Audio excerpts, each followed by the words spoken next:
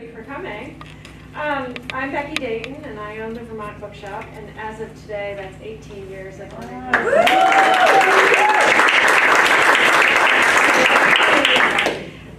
I'm really thrilled to be the library's partner in this series of events featuring Vermont authors, all of which take place on the first Tuesday of each month.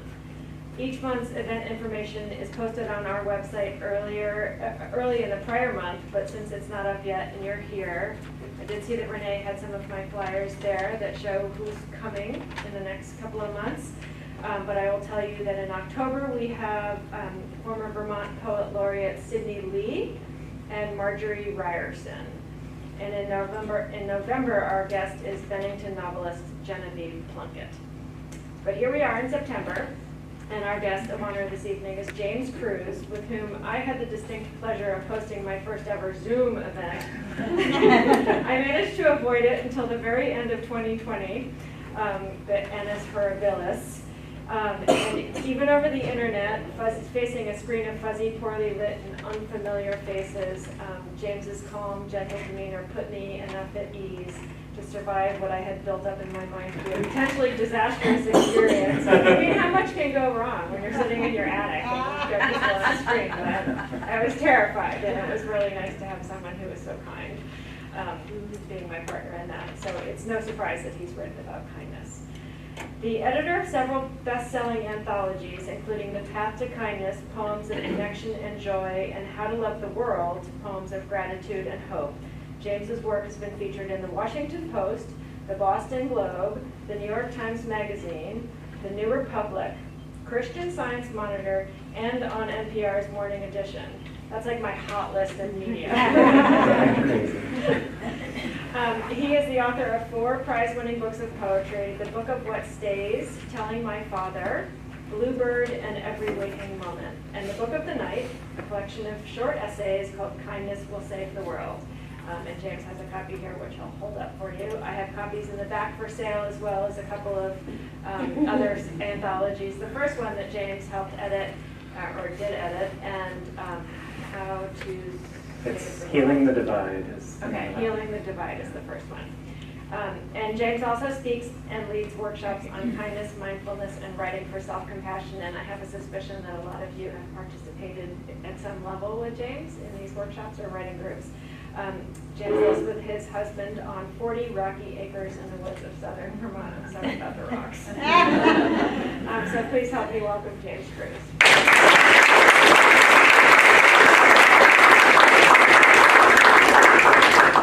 Well, thank you so much, Becky. Thank you, Renee, from the Ilsley Library. Thanks to all of you for coming and gathering in perhaps a much cooler place this evening to hear about kindness, hear some poetry, hear some lyrical essays.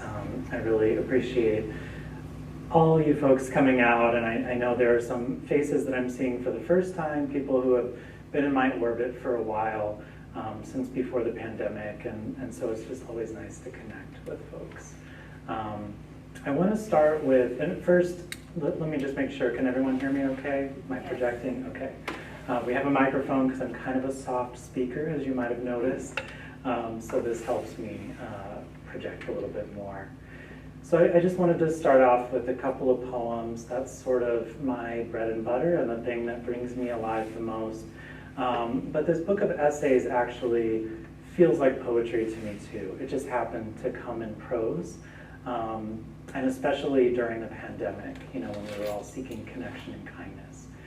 And so the first poem I want to share is about joy, which I think is a particular form of kindness that so many of us are seeking right now, just giving ourselves permission to feel joy, the space for joy in our lives.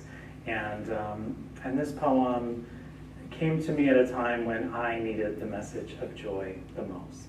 I think you'll recognize the quote in the poem, or the quote in the poet that I mentioned in the poem. And this is called Sunflower. Joy is not made to be a crumb, Mary Oliver once wrote. But isn't that how it often shows up at first? One crumb of attention, then another, and another, until you're finally able to follow the trail to the volunteer sunflower you hadn't noticed growing beside the garden.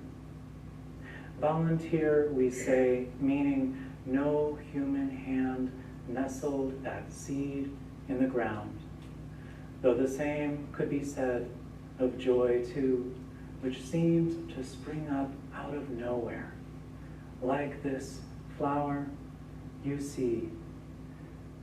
This flower you see, which the French call tournesol, meaning turned toward the sun. And don't we each carry a small sun in our chests that tells us where to turn, where it's warm, where something bright has struggled up out of the earth and is now calling our name?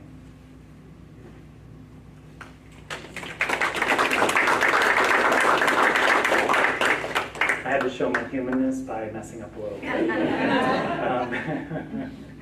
And then another poem I'll share of my own. This one is, it also actually is taken from a Mary Oliver quote. I promise I write more than just about Mary Oliver, but it's hard to escape her. She is so with us, especially here in Vermont. And I'm coming up on the 7th anniversary of my marriage to my husband. He is a farmer in Shaftesbury. We live near Bennington, so he's been a farmer for about 20 years. And he has taught me so much about relating to the world, and especially the natural world. And so I wanted to write something to kind of honor that. And so this poem is called Married to Amazement. And you might recognize that Mary Oliver quote that it's from, where she says, "When it's over, I want to say that I was a bride married to amazement. I was the bridegroom taking the world into my arms." So this is from that. Hi, please feel free to take a seat. Thank you. So again, this is Married to Amazement. The man I married sat next to me after our wedding, October light pouring in over dusty pews as he loosened his tie and sipped from a cup of apple cider, closing both eyes to savor the taste. Now I think I didn't marry him so much as his amazement for the everyday, the way he still gasps each time we see something new, a baby painted turtle plodding through a stream in the quarry, or a neon orange caterpillar inching along crisp leaves on the trail, how he kneels to film it from every angle, while I crouch beside him in awe of his awe, learning all that I can.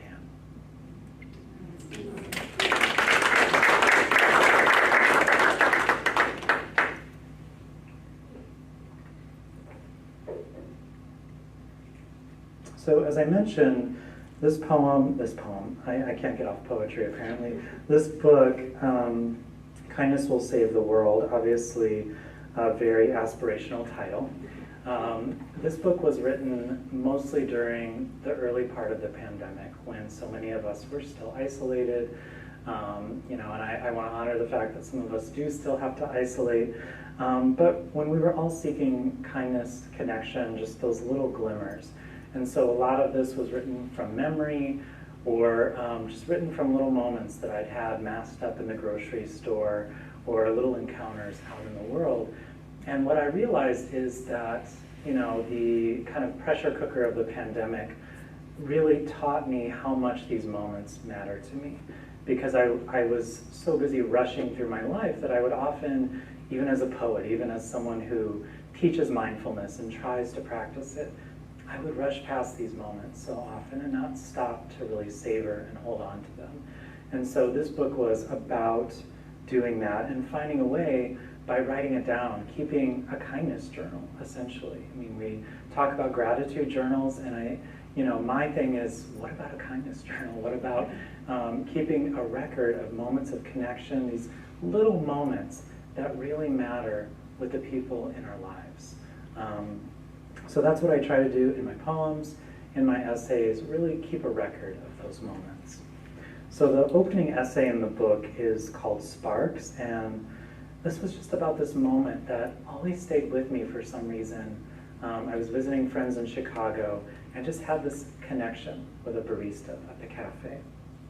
So this is called Sparks, and it starts off with a quote from John O'Donohue, someone you might recognize. And he says, "Perhaps community is a constellation. Each one of us is a light in the emerging collective brightness." I was visiting friends in Chicago, and because they were both at work, I went out to explore their neighborhood, to absorb as much as I could of the early sunshine. After walking for several miles in the bustle of a Sunday morning, I ducked into a coffee shop for juice and a scone. The young man behind the counter smiled at me as he took my money, and his face softened, opening up when he saw that I was smiling back at him, as few people do in that rushed and time-bound city. "How's your morning treating you?" he asked. His words seemed to break through some barrier, and it was as though an actual current now ran through a conduit stretched between us, a charge that had nothing to do with attraction and everything to do with simple connection between people. I was reminded as we chatted why we call it striking up a conversation, since if the words we share are authentic, talk with a stranger can be like rubbing two chips of flint together, making sudden sparks that might someday become something more. I carried his smiling face with me through the rest of my day, all the more willing because of our exchange to offer a smile to others. We easily forget when someone has been kind to us and tend to remember when someone has wronged or slighted us. So it's good practice to relive an honest moment like this over and over, to write it down or tell others about it, to prolong that feeling of deeper kinship. And if we were positively affected by someone's kind words or smile, if we carry that charge for hours after, we can remember how easily we might change someone else's life by some simple act of care. After all, connection, any exchange with another living being, be it animal, plant, or human, is why we're here. Even the smallest moments open the door for future relationships. They remind us that our actions and the moments they create always matter. When I am at my worst, convinced that what I do affects no one and could never improve the life of another, I make myself take a walk and smile at everyone I pass, or call a good friend and own the vulnerability of needing some interaction. Sometimes, if we venture outside our zones of safety into new places and social situations, what we deeply need may just find us, may meet us with a smile that says, there will never be anything that can cut us off from the current of kindness that runs through us all.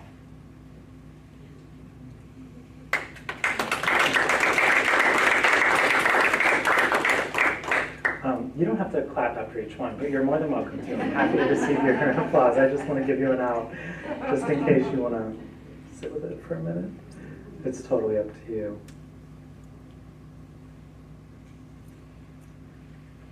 The next one I want to share, so much of this book is also about self-love, which I think is yet another form of kindness that's so easy to forget about, self-love, self-care, and really just taking moments to reflect. And so this one was written, I wish I could say that my husband and I have a cottage on an island in Maine, but unfortunately we don't.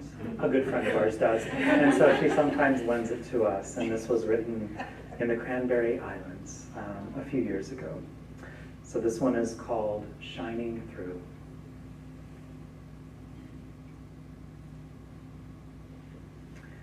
As I sit on a bench perched at the edge of this island in Maine, I think the ocean is kind to these black stones stacked here on the shore. Every few moments when the tide is coming in, they meet the force of the water splashing against them. And for the trouble of staying put and meeting life head on, they are buffed to a deep gleam as soon as the sun strokes them. They are cleared of all the debris that clung to them and invited to waken again and again to life with every incoming rush of freezing water now engulfing them. The same is true for us, of course, though I've only recently begun to accept this. Just a few days ago, while forced to lie still in bed as the waves of unfelt emotions finally surfaced and began to buffet me, I thought about how if we allow ourselves to be authentic, we are each worn down to live in our own ways. Like those stones, our hardness and sharp edges are slowly removed until we welcome all that washes over us, pleasant and unpleasant, even when it seems to threaten who we think we are. Perhaps in our growth, the eventual goal is to become like water itself, to erode so fully into our love for the world. Every piece of us flows in and out, knowing no distinctions, and simply going around obstacles instead of pushing against them. I lean back on our friend Christie's bench, sipping my coffee, seeing I have a long way to go before I come even close to stone or water in my ability to meet life head on and feel what I feel in the moment, letting whatever arises slip through the cracks in the protective armor so many of us put on after difficult childhoods, trauma, and violence. Yet this morning at the breakfast table with my husband Brad, I saw a glimmer of hope. We'd been talking about my struggles with anxiety and how the fear and uncertainty of even this short trip almost kept me from a getaway we both desperately needed. Because I'd never been to the cottage before and didn't know what to expect, because we had to prepare so much, buying food, looking at maps, planning our drive, I felt it might not be worth the trouble or worry. But Brad said that when we walked up the trail to the cabin, hauling all our bags, and I saw the ocean crashing and stretching out blue before us, he could see my joy shining through at last. I couldn't hide how surprised and thrilled I was to be here. I'm not always able to see that, he told me, aware of how often my worry intrudes. Yet he pointed me toward a small victory in the face of habitual thoughts of fear. If I practice feeling what I feel and hold on to my joy instead of short-circuiting it, I can get better at letting myself shine through, rising to the surface in an instant, like the glint of a single abalone shell the water leaves behind on the beach for us to find.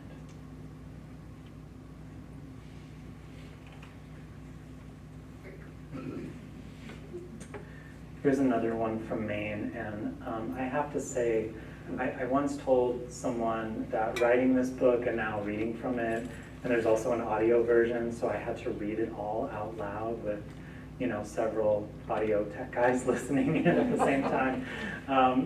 Doing all this feels in some ways like standing naked in the street. It's very exposing, but I think the point of this and kind of what this writing and sharing has taught me is that the more we do this, and I keep kind of saying this in these essays, some version of it, but the more we kind of vulnerably offer ourselves, the easier it is to connect. And I've been very blessed to hear from a lot of people who have connected with these essays and I feel so much kinder now when I'm standing in line at the pharmacy and they're making the same mistakes over and over and we're all waiting for half an hour. You know, or passing this book along to younger people who are maybe struggling and need to know that the world is not all despair and dread. So I feel like that gets reflected back, you know, the more that we share that vulnerability and that kind of openness with other people. So I guess I'm saying that to you, but I'm also saying that to myself to remember, like, okay, yeah, the vulnerability is okay.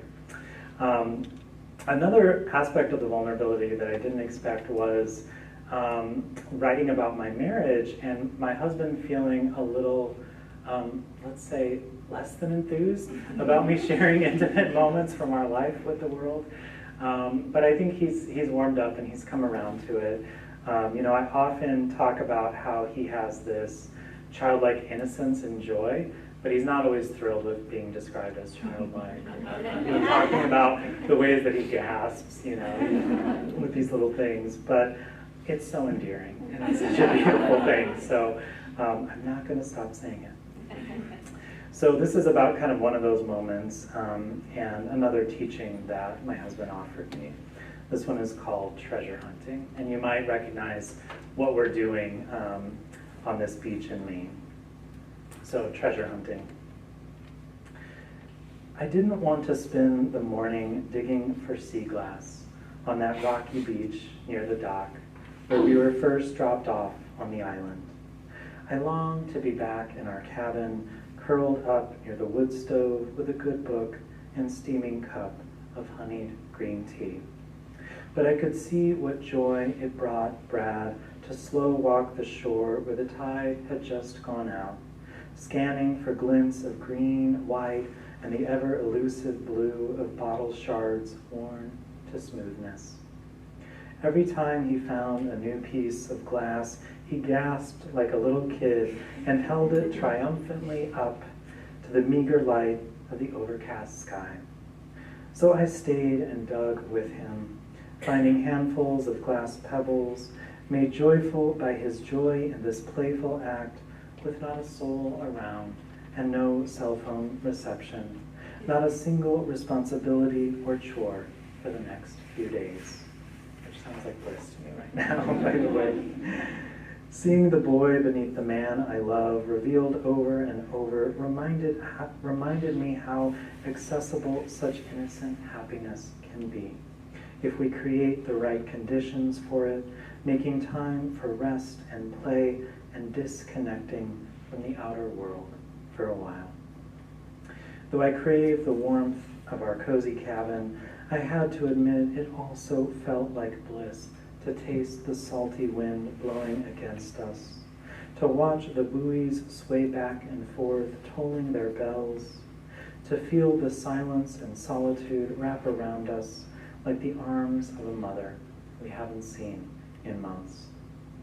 We'd both been so consumed with work and building a new house, we'd forgotten what peace a little time away could bring. It's been so long since I've seen Brad this happy, I had also forgotten what it's like to experience the second-hand joy of someone close to you, how contagious the drive to play can be, whether searching for sea glass or simply standing on the lip of a cliff and cheering on the roaring ocean as it tosses wave after wave on the rocks below. Eventually, I made my way home alone and left Brad still digging on the beach for several hours more. But I'll never forget his gasps as if he had uncovered treasure, or the light that slowly seeped back into his eyes the longer we spent on that island, away from it all, giving ourselves permission to drink as much coffee as we wanted, to hike the trails in the chilly rain. Those moments will remain as glimmering and smooth for me as the bag full of beach glass he eventually brought back with him, pieces small enough to carry with me in my pocket wherever I go, to remind me that happiness is largely a choice we make for ourselves, and sometimes all it takes is a little digging. I feel like, if I have the drums, like, da-da-da, that would be ideal for that moment. Just have to adjust my fancy bookmark here. So I'll just read one more from this book. Seems appropriate as we're edging into autumn, even though you wouldn't know it from the weather outside. And a lot of this book is informed by my mindfulness practice. I'm a beginning meditator who's been doing it for probably, a little over 10 years, and I very much feel like a beginner. And so a lot of these essays are informed by my Buddhist practice and just things that I've picked up along the way and have found really useful. And the sort of seed of this next essay is from a Thich Nhat Hanh quote that I mention in the title as well as in the essay itself. Compassion is a verb. Isn't that amazing? It's just, that feels so true. And if only it were more true at times. So compassion is a verb.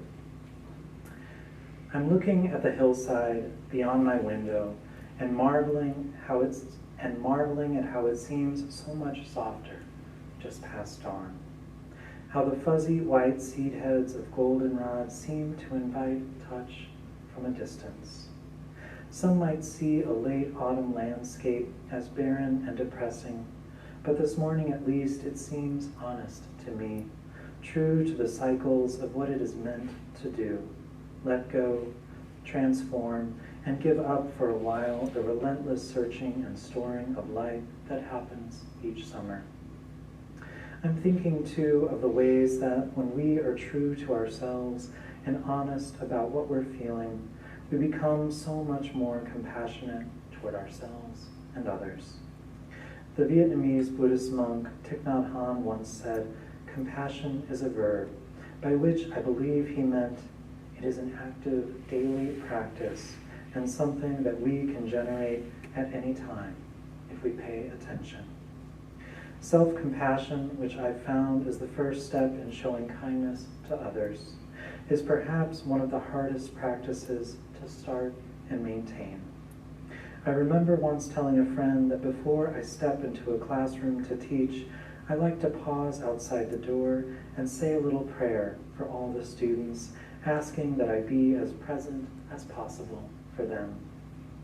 My wise friend looked at me for a moment, her head cocked to the side, and asked, "Do you ever pray for yourself?" A good question. That gentle question unsettled me, and I realized it was true that I didn't often think to include myself in my own circle of compassion. The same thing happened last night. I usually meditate for 20 minutes before bed because it helps me sleep and lets the noise of the day die down a bit in my mind. Once I finish, I sit with my hand pressed over my heart, bringing to mind each person in my life who might need some extra care that night. I let the names and faces come to me and then offer love and light to them on each out-breath.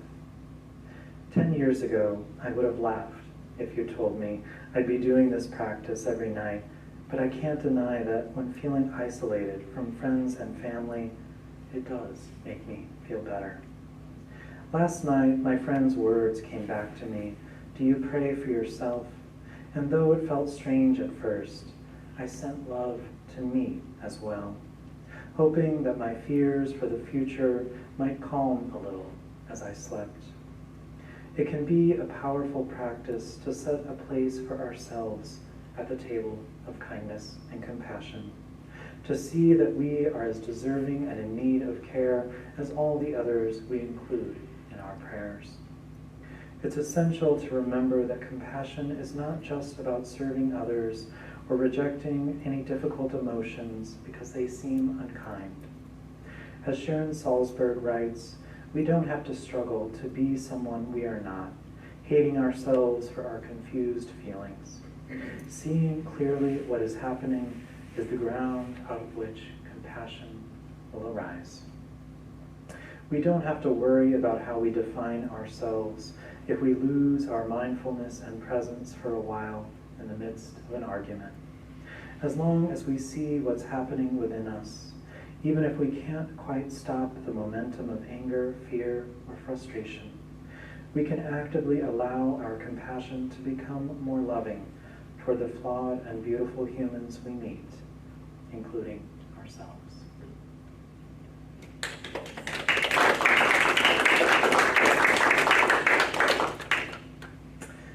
So Becky mentioned I have edited numerous anthologies of poetry. How to Love the World recently, The Path to Kindness. The newest is The Wonder of Small Things, which Becky will be happy to take orders for you. It's not officially out yet. I have the first copy here. But I wanted to read just a few poems from this, my own and those by others. And I want to read a poem tonight by a poet whom I greatly admire. I've shared her work in several anthologies, and her mother is here tonight. Raise your hand, Mom. Her name is Julia Fehrenbacher, and I had no idea that her mom lives in Colchester. So she sent her to gather with us tonight, snap a few photos, and so I just wanted to share one of my favorite poems by Julia. And this one is one that's been shared quite a lot online. I don't know how many times, but probably hundreds or thousands of times. And this is, again, by Julia Fehrenbacher, and it's called The Most Important Thing. I am making a home inside myself, a shelter of kindness where everything is forgiven, everything allowed. A quiet patch of sunlight to stretch out without hurry, where all that has been banished and buried is welcome, spoken, listened to, released. A fiercely friendly place I can claim as my very own. I am throwing arms open to the whole of myself, especially the fearful, fault-finding, falling apart, unfinished parts. Knowing every seed and weed, every drop of rain has made the soil richer. I will light a candle, pour a hot cup of tea, gather around the warmth of my own blazing fire. I will howl if I want to, knowing this flame can burn through any perceived problem, any prescribed perfectionism, any lying limitation, every heavy thing. I am making a home inside myself where grace blooms in grand and glorious abundance, a shelter of kindness that grows all the truest things. I whisper hallelujah to the friendly sky. Watch now as I burst into blossom.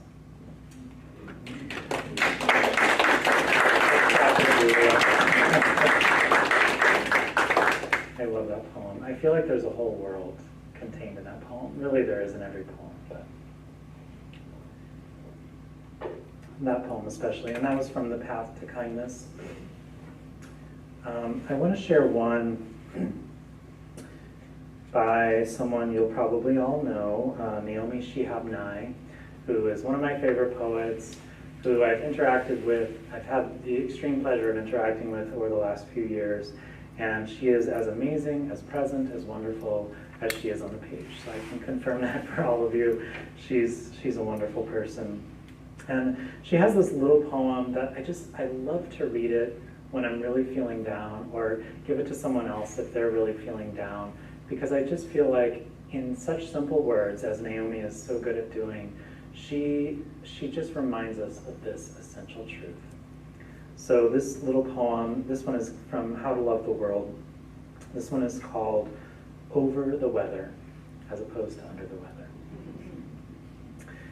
We forget about the spaciousness above the clouds, but it's up there. The sun's up there too. When words we hear don't fit the day, when we worry what we did or didn't do, what if we close our eyes? Say any word we love that makes us feel calm, slip it into the atmosphere, and rise. Creamy miles of quiet, giant swoop of blue.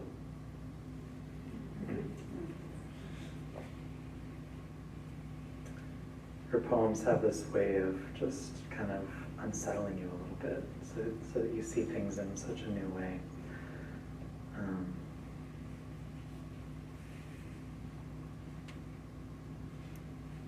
This one is another good one for our time.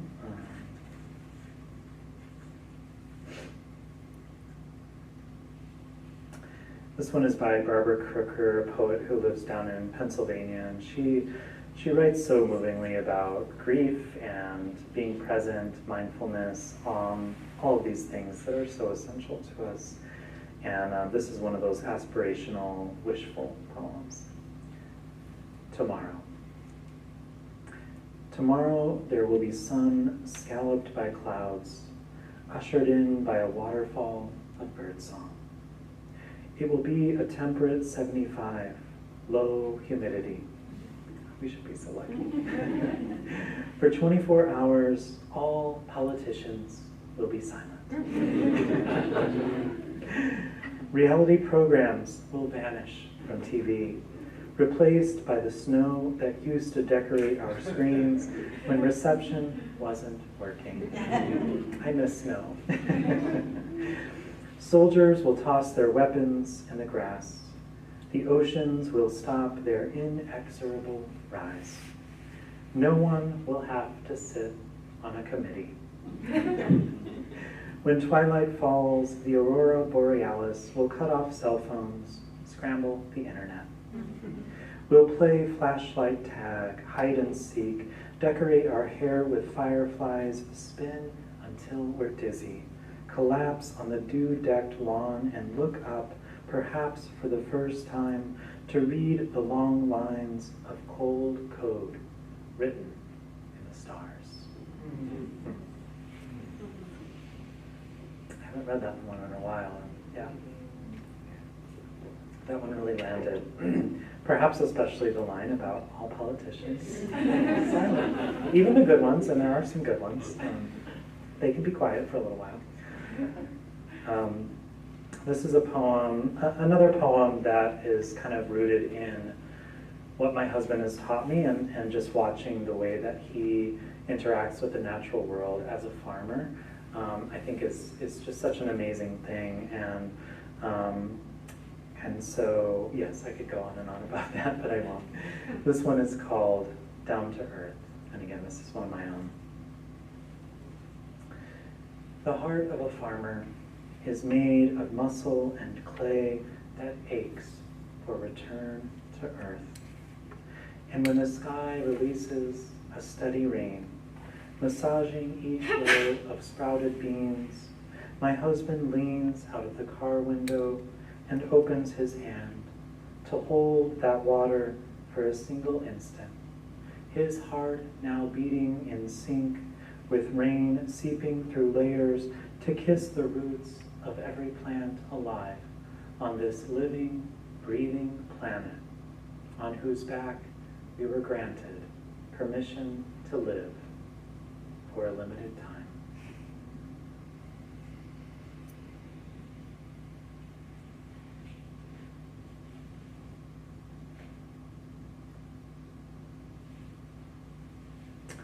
And I want to read a poem by someone who was relatively unknown to me until a few years ago, and then I came across her poem, and actually we were in the final stage of editing and putting together this book, but I came across this poem, and there was just something about the poem and her spirit behind it, and I just wrote to my editor and I said, we have to include this, like I'll pay for it if I have to, you know, I want to include it. And it was by Amanda Gorman. And this was before she had been the inaugural poet laureate and became a household name. So of course I was like, well, good job. Not that I discovered her, but it was nice to kind of know about her before the rest of the country found out how amazing she is. So this poem is by Amanda Gorman, and it's called At the Age of 18, Ode to Girls of Color. At the age of 5, I saw how we always pick the flower swelling with the most color. The color distinguishes it from the rest and tells us this flower should not be left behind. But this does not happen in the case of colored girls. Our color makes hands pull back and we left to grow alone, stretching our petals to a dry sun. At the age of 12, I blinked in the majesty of the color within myself, blinded by the knowledge that a skinny black girl, a young brown teen, has the power to light Los Angeles all night. The radiance to heal all the scars left on this city's pavement. Why had this realization taken so long? When color pulses in all that is beauty and painting and human. You see, long ago they told me that snakes and spiders have spots and vibrant bodies if they are poisonous. In other words, being of color meant danger, warning, do not touch. At the age of 18, I know my color is not warning, but a welcome. A girl of color is a lighthouse, an ultraviolet ray of power, potential, and promise. My color does not mean caution, it means courage. My dark does not mean danger, it means daring. My brown does not mean broken, it means bold backbone from working twice as hard to get half as far.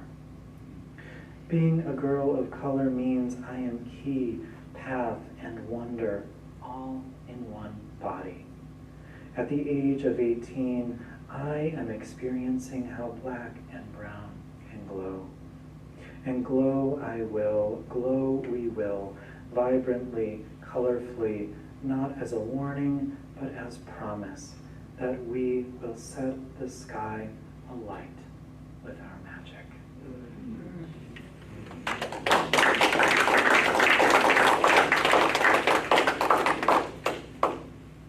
I am not Amanda Gorman, so I couldn't bring that alive in the same way. But as I was reading that, I could hear her voice, in the words, and just that sort of vibrancy that she describes, and that comes through when she's delivering things so strongly. So, I think it's a note to remember that poetry is a spoken form in a way first, and that it was meant to be heard out loud.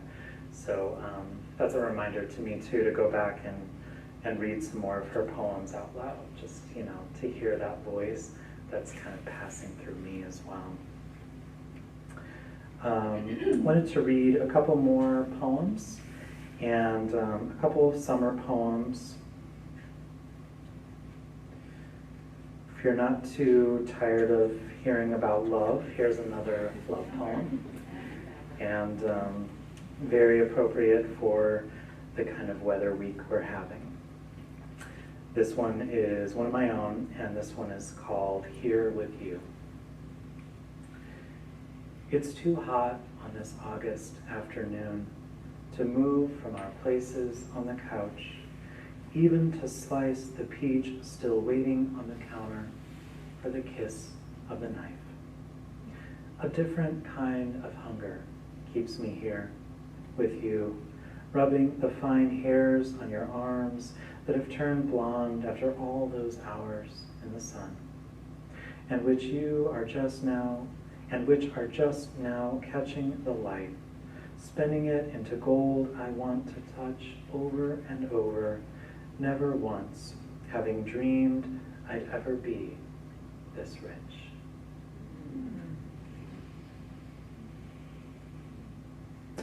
So that poem is from the newest anthology, The Wonder of Small Things, and I put this anthology together not knowing that other folks were kind of working in the same vein. There's a wonderful book, Enchantment by Catherine May. Some of you may know about her. There's a book called Awe by Dr. Keltner that's also really amazing and wonderful. So there are other folks who, it just feels like wonder and awe, these things that maybe we lost some of during the last few years of the pandemic and all the difficulties. It feels like we're seeking these out as qualities that can renew us and give us that sense of peace and renewal again. And very much for me, this book was a therapeutic act, just living in the space of wonder and gathering poems that were all about wonder and peace and, you know, just really present moments. So it was a gift to put this book together. And one of the little gems that I came across that was just, that's so lovely, and I often share it in workshops, writing workshops that I'm leading, because it kind of helps us access that childlike innocence and joy that I was mentioning before, just by letting us know that we still have access to that and asking us to remember those moments in childhood when maybe we still felt that way. You know, we still are those children somewhere deep inside here. It's hard to believe, I know, but so this little poem reawakened that for me, and it happens to be by Laura Foley, who's a fellow Vermont poet who lives up north. And this one is called Lost and Found. And again, it mentions Maine, so apparently this is an obsession for me tonight as well. Lost and Found. On my sophomore science field trip to the rocky Maine coast, I sat captivated by a tidal pool, a little village of crawling crabs, snails, starfish darting, a sea anemone appearing to sing. I stayed so long I forgot the rising tide, my teachers, classmates waiting on the bus. On the exam, I couldn't calculate the pitch of waves or chemical composition of anything, but I knew how to lose myself in the world of tiny, shifting things.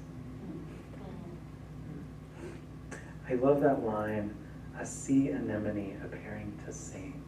You can sort of see that in the way they, you know, it's almost like singing opera. Yes, of course, yeah. I'm always happy to read again. So this is again Laura Foley, Lost and Found in the Wonder of Small Things. On my sophomore science field trip to the rocky Maine coast, I sat captivated by a tidal pool, a little village of crawling crabs, snails, starfish darting, a sea anemone appearing to sing. I stayed so long I forgot the rising tide, my teachers, classmates waiting on the bus.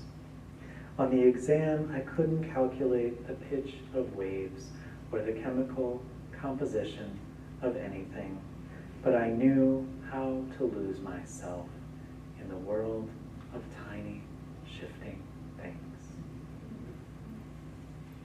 Yeah, really wonderful. Just brought that moment alive for us. I think that's what good poems do, yeah. Would you sing, you could sing if you want. Would you read Gathering? You just posted it recently. Yeah. I may have to find it. So Catherine has made a request for a poem called Gathering. And let's see.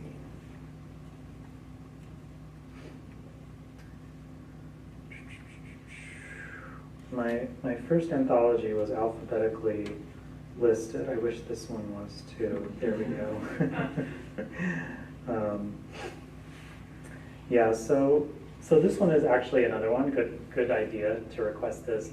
This is another one that has actually spawned a lot of writing for people because, again, I think it helps us access that childlike self. And also, I think we are all, as I read with the essay on sea glass, we're all gatherers in some way, shape, or form. You know, we're all kind of taking little things that call to us. And I think this is a poem that reminds us to keep doing that. Like, there's a reason for it. So this is Gathering, and by a woman named Nina Bagley, who lives in North Carolina and is actually a jewelry designer as well.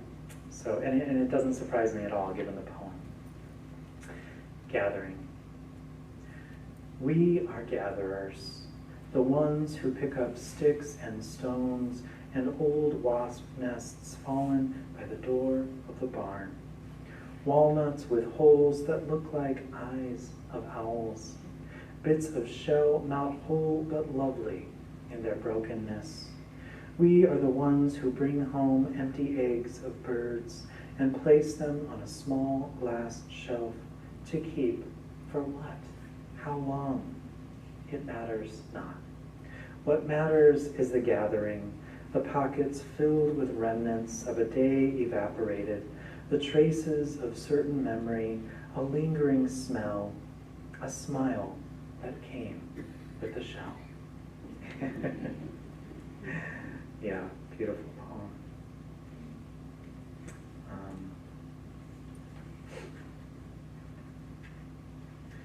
I'm going to read one more of my own here. And this is about my father to some degree, and also my favorite time of year, which is when tomatoes start to ripen and are available. And we have a profusion of tomatoes, given that my husband is a farmer. And my favorite is the Cherokee Purple. I don't know if you guys have ever seen those, but it's this kind of deep purple. They're beautiful in and of themselves, but the taste is just like nothing else. And so it was my father who passed on this lifelong love of tomatoes to me. And this poem came to me actually during the very early part of the pandemic. I lost my father 20 years ago. He had hepatitis C and died very young at the age of 43. And I write about it quite a bit in the Kindness book. But I found that during the early part of the pandemic, something about all that grief and all that worry and fear swirling in the air brought that grief kind of just roaring to the surface again, even though my dad had been gone 20 years at that point. So this poem came out of that and was a real gift. This is called Tomatoes.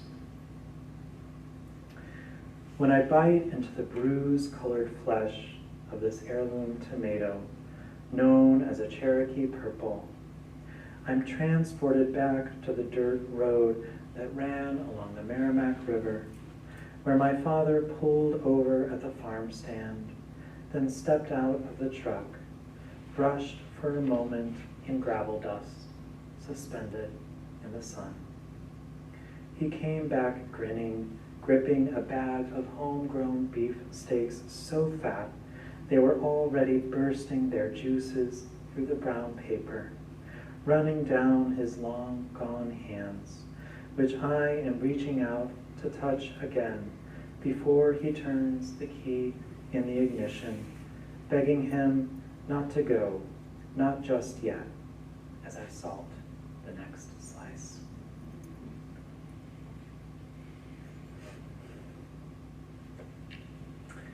And I'll read just a couple more. And this is one that I really love sharing. Some of you may have heard it before, so I apologize if it's a repeat. But this one is also about my father, who was very patient with his fussy son. I think that's all I'll say about this one. This one is called The Pool, and this one is in the Path to Kindness. The pool. Because he couldn't afford the kidney-shaped in-ground pool we all wanted, my father went out and bought a used galvanized pool whose rusted rim I refused to touch. As usual, he had a solution.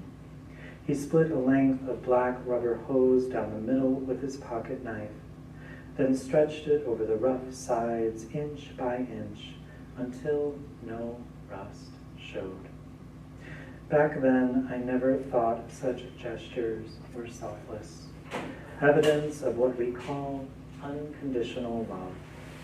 But now I feel my small hands gripping soft rubber, and I see my father on the back porch, cigarette hanging from his smiling lips, as he watches me lift myself out of the pool, flinging cold water from my goose-pimpled skin, as if I'd been reborn again.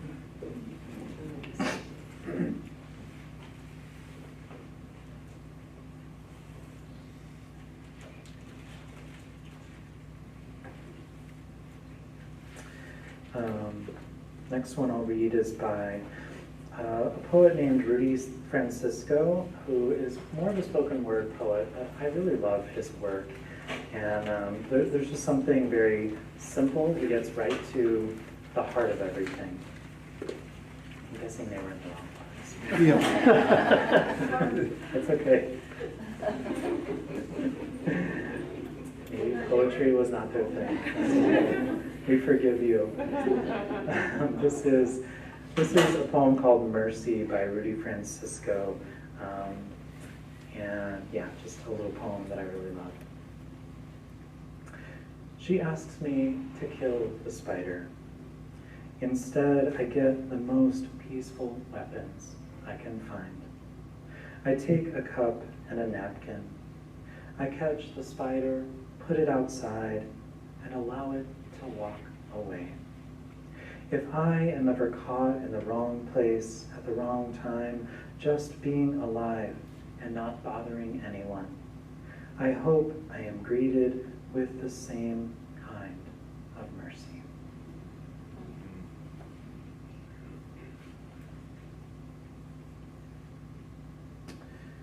And let's see here. I think I will close with this poem is called Self-Compassion, one of my own, and also written during the pandemic, during a time, maybe you know these times in life when it just feels like everything is going wrong, and you just have to, your hands are moving like this, you just have to keep everything together, and you can tell that this self-compassion practice is definitely very real and alive for me, and it is a practice. It's a process for sure. What else do I want to say about this?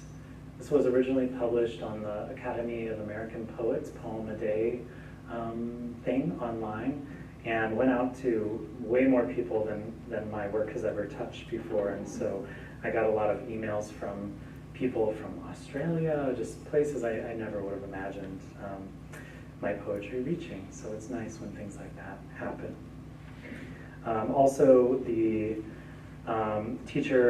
writing teacher and writer Natalie Goldberg, she shared this poem with her writing class, and I found out about that and wrote to her like, oh, thank you for sharing that. She's like, oh, I love that poem so much. Can't stand the title. So in her, typical, very straightforward, cut to the chase, Zen fashion, can't stand the title, you should change it. I kept it as is. Self-compassion. With apologies to Natalie Goldberg. My friend and I snickered the first time we heard the meditation teacher, a grown man, call himself honey with a hand placed over his heart to illustrate how we too might become more gentle with ourselves and our runaway minds. It's been years since we sat with legs twisted on cushions, holding back our laughter. But today I found myself crouched on the floor again, not meditating exactly, just agreeing to be still, saying honey to myself each time I thought about my husband splayed on the couch with aching joints and fever from a tick bite. What if he never gets better?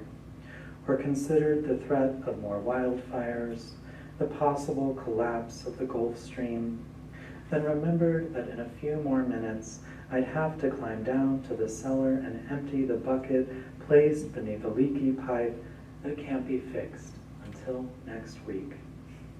How long do any of us really have before the body begins to break down and empty its mysteries into the air? Oh, honey, I said for once, without a trace of irony or blush of shame, the touch of my own hand on my chest like that of a stranger, oddly comforting in spite of the facts.